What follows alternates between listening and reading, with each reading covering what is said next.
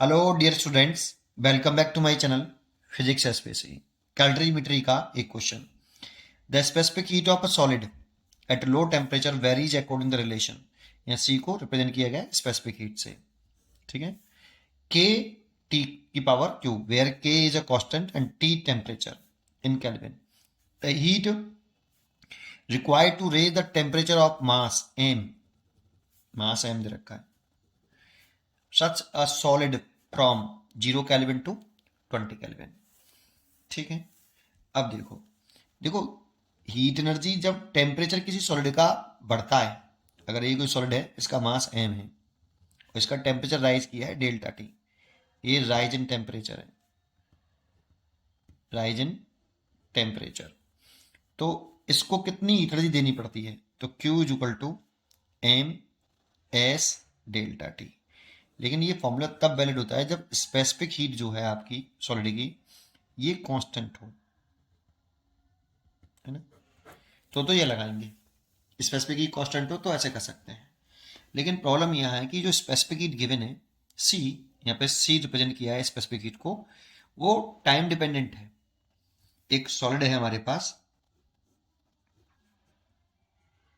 उसका मास तो एम है, लेकिन जो स्पेसिफिक हीट है और इसका टेम्परेचर 0 केल्विन से, T1 मान लेता हूँ, 0 केल्विन से कितना राइज करना है, T2 20 केल्विन राइज करना है। और इसकी जो स्पेसिफिक हीट दे रखी है सी, वो टेम्परेचर डिपेंडेंट है बेटा, कांस्टेंट नहीं है। तो अगर कांस्टेंट नहीं होगी तो सी एस लिखेंगे, तो ये वेरिएबल लिखेंगे, तो एनर्जी कैसे निकलेगी? तो क्या करें? तो इस वाली सिचुएशन में हमें क्या करना चाहिए? पहले एक स्मॉल टाइम इंटरवल में, ये टाइम है, टाइम को थोड़ा सा बढ़ाएं, टी से T plus D T increase करेंगे, तो टाइम इंक्रीज कर रहे हैं, है ना। तो थोड़े से टाइम इंटरवल में जब हम इसे हीट दे रहे होंगे ऐसे, तो थोड़ा सा टेम्परेचर बढ़ेगा, थोड़ा सा टेम्परेचर बढ़ाएं, T plus T D T, ये टेम्परेचर इंक्रीज किया है ना। तो थोड़े से टाइम इंटरवल में छोटा सा टेम्परेचर अगर इंक्रीज करते हैं, तो अगर टेम्परेचर को थोड़ा सा इंक्रीज कर रहे हैं, तो उस वाली कंडीशन में हम सी को कैसा मान सकते हैं? छोटे से टेम्परेचर इंक्रीमेंट के लिए हम सी को कांस्टेंट एज्यूम कर सकते हैं। टेम्परेचर में कितना इंक्रीमेंट है? Very very infinitely small, D T temperature बहुत छोटा टेम्परेचर होता है ना, उसके लिए सी को कांस्टेंट मान सकते हैं। तो जब छोटे से समय के लिए हीट दी जा रही है, तो हीट एनर्जी भी छोटी C small heat energy given होगी, डी क्यू एम एस। जो चेंज इन टेम्परेचर है वो आपका कितना है? टी से T plus T D T किया है, तो टेम्परेचर में चेंज आया है डी टी, थोड़ी स्मॉल सी हीट दी गई होगी। इसके लिए हम स्पेसिफिक हीट को कैसा मान सकते हैं? कांस्टेंट मान सकते हैं, क्योंकि वेरी स्मॉल टाइम टेम्परेचर बढ़ाया है। ठीक है। तो एम हो गया, और स्पेसिफिक हीट इसे एस सी दे रखा है यहाँ पे, तो आप सी भी लिख सकते थे, मैंने एस लिख दिया, उसकी वैल्यू के टी क्यू, और ये डी टी, ये डी क्यू।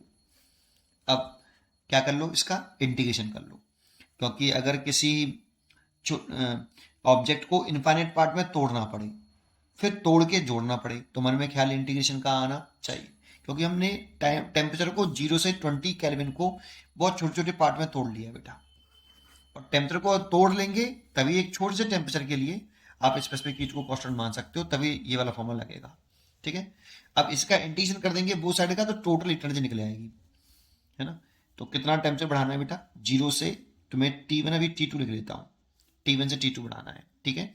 डी क्यू का तो इंटीग्रेशन हो गया क्यू, इतनी एनर्जी रिक्वायरमेंट है, एम और के कांस्टेंट टर्म में बाहर आ गया, इंटीग्रेशन टी की पावर क्यू डी टी, और लिमिट हो गई T1 से T2। और इसमें इंटीग्रेशन का फॉर्मूला लगा लो, टी की पावर एन डी टी का, क्या ना, टी की पावर एन प्लस वन, और n plus one, n does not equal to -1 लिखें, तो एम के टी की पावर 4/4, और लिमिट हो गई T1 से T2, ये, है ना। और या लिमिट की वैल्यू पुट कर देते सीधे सीधे, एम और के, और टी की पावर 4, और ये T1 दे रखा है 0 केल्विन, और ये 20 केल्विन। देखो चेंज इन टेम्परेचर 20 केल्विन हुआ, और 20 डिग्री सेल्सियस, एक ही बात है, change in kelvin change in temperature equal होते हैं। ठीक है ना। टेम्परेचर होता है तो डिग्री सेल्सियस से केल्विन में ऐड करते हैं, तो 273 कन्वर्ट करते हैं, तो 273 ऐड करना होता है, लेकिन ये चेंज इन टेम्परेचर है बेटा। ठीक है। तो ये बस ध्यान रखना, इसलिए केल्विन में पुट कर दो। तो एम के और कितना लिख सकते हैं हम यहाँ पे 20⁴ माइनस का 0। ठीक है, इतना हो गया। सॉल्व कर लो, ये नीचे 4 और आएगा यहाँ पे। अब इसे सॉल्व कर ले, तो एम के बाई ये 4 और ये 20 इंटू 20 इंटू 20 इंटू 20, 4 से काट लिया 5 बार, है ना। और इन दोनों का मल्टीप्लाई कर लिया तो देखो एम के इंटू 100 हो गया, इसका मल्टीप्लाई 100, और ये हो गया 400। तो 2 जीरो ये रही, 2 जीरो रही, 4 जीरो हो गई, तो 4 इंटू 10⁴ एम के, ये इसका आंसर हो गया। तो 4 इंटू 10⁴ एम के, ये आंसर हो गया। उम्मीद करता हूँ कि आपको ये जरूर समझ में आया होगा। पढ़ते रहिए और खुश रहिए।